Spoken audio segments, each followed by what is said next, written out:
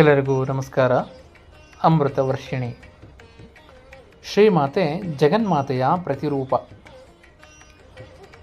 ಪ್ರತಿ ವರ್ಷ ಮುಖರ್ಜಿಯ ಮನೆತನದವರು ಕಾಳಿ ಪೂಜೆಯನ್ನು ಮಾಡ್ತಾ ಇರ್ತಾರೆ.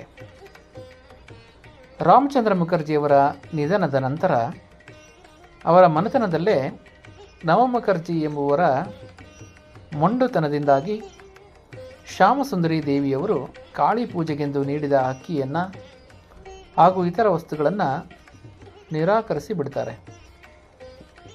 ತನ್ನ ಪಾಲಿನ ಕಾಣಿಕೆಯನ್ನು ದೇವಿಗೆ ಅರ್ಪಿಸಲಾಗದೆ ರಾತ್ರಿ ಇಡೀ ಶ್ಯಾಮಸುಂದರಿಯವರು ನಾನು ಕಾಳಿಯ ನೈವೇದ್ಯಕ್ಕೋಸ್ಕರವೇ ಈ ಅಕ್ಕಿಯನ್ನು ಮಾಡಿಟ್ಟುಕೊಂಡಿದ್ದೆ, ಇದನ್ನು ಬೇರೆ ಯಾವುದಕ್ಕೂ ಉಪಯೋಗಿಸುವಂತಿಲ್ಲ, ನಾನೀಗ ಏನು ಮಾಡಲಿ ಎಂಬ ಚಿಂತೆಯಲ್ಲಿ ಮುಳುಗುತ್ತಾರೆ. ಅವರ ಕನಸಿನಲ್ಲಿ ಒಬ್ಬ ದೇವಿ ಅವಳಿಗೆ ದರ್ಶನವನ್ನು ನೀಡುತ್ತಾರೆ. ಮೆಲ್ಲನೆ ಬೆನ್ನು ತಟ್ಟಿ ಅವರನ್ನು ಎಬ್ಬಿಸಿ ನೋಡಿದರೆ ಬಾಗಿಲ ಬಳಿಯಲ್ಲಿ ಕೆಂಪು ಮೈಕಾಂತಿಯ ದೇವತೆಯೊಬ್ಬಳು ಕಾಲ ಮೇಲೆ ಕಾಲು ಹಾಕಿಕೊಂಡು ಕುಳಿತಿದ್ದಾಳೆ. ಆ ದೇವಿ ಹೇಳ್ತಾಳೆ, ಏಕೆ ಅಳುತ್ತಿದ್ದೀ? ನೀನೇನು ಚಿಂತೆ ಮಾಡಬೇಡ, ಆ ನೈವೇದ್ಯವನ್ನು ನಾನು ಸ್ವೀಕರಿಸುತ್ತೇನೆ.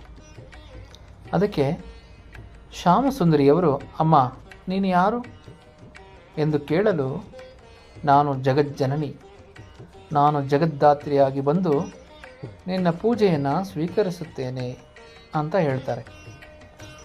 ಆನಂದದಿಂದ ಶ್ಯಾಮಸುಂದರಿ ಪೂಜೆಗೆಂದು 200 kg ಭತ್ತವನ್ನು ಸಿದ್ಧ ಮಾಡಿಕೊಂಡು ವಿಗ್ರಹ ತಯಾರಕರಿಂದ ವಿಗ್ರಹವನ್ನು ಸಿದ್ಧಪಡಿಸಿಕೊಂಡರು.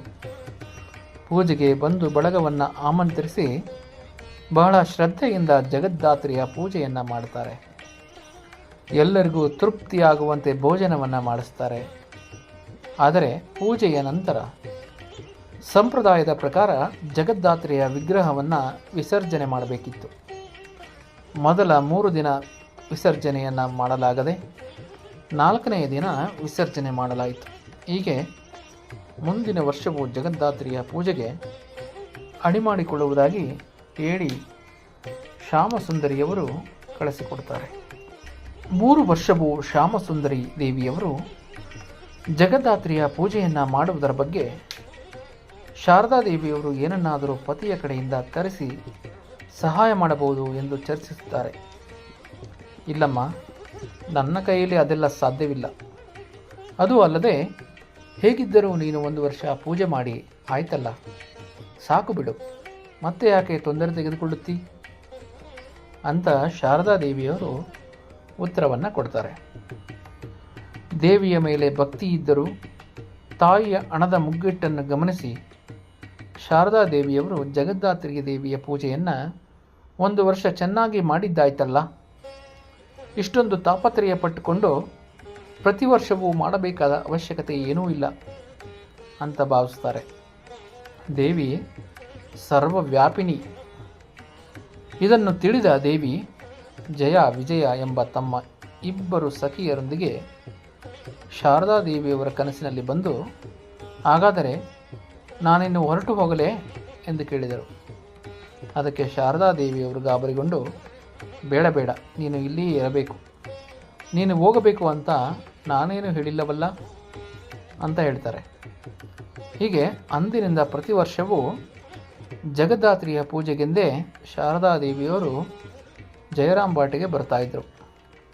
ಪಾತ್ರೆ ಬೆಳಗುವುದು, ಪೂಜಾ ಸಲಕರಣೆಗಳನ್ನು ಅಣಿ ಮಾಡುವುದು, ಹೀಗೆ ಈ ಪೂಜೆಯನ್ನು 12 ವರ್ಷಗಳ ಕಾಲ ಮಾಡಿಕೊಂಡು ಬರ್ತಾರೆ.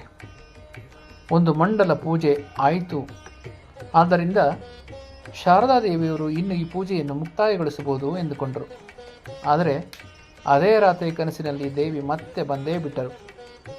ದೇವಿ ಹೇಳಿದರು, ನೋಡು, ಆ ಮಧು ಮುಖರ್ಜಿಯ ಸೋದರತ್ತೆ ನನ್ನನ್ನು ಪೂಜಿಸಬೇಕು ಅಂತ ಮನಸ್ಸಿನಲ್ಲಿ ಅಂದುಕೊಂಡಿದ್ದಾಳೆ, ಹಾಗಾದರೆ ನಾನೇನು ಹೋಗಲೇ ಎಂದು 3 ಸಲ ಕೇಳಿದರು. ತಕ್ಷಣ ಶಾರದಾ ದೇವಿಯವರು ದಿವ್ಯ ಪಾದಗಳನ್ನು ಹಿಡಿದು ದೈನ್ಯದಿಂದ, ನಾನು ನಿನ್ನನ್ನು ಇನ್ನೆಂದಿಗೂ ಹೋಗುವುದಕ್ಕೆ ಬಿಡುವುದಿಲ್ಲವಮ್ಮ, ಇನ್ನು ಮೇಲೆ ಪ್ರತಿ ವರ್ಷವೂ ಪೂಜೆ ಮಾಡುತ್ತೇನೆ ಎಂದು ಹೇಳಿ ನಿರ್ಧರಿಸಿ ಹಾಗೆ ಮಾಡಿಕೊಂಡು ಬಂದರು. ಧನ್ಯವಾದಗಳು.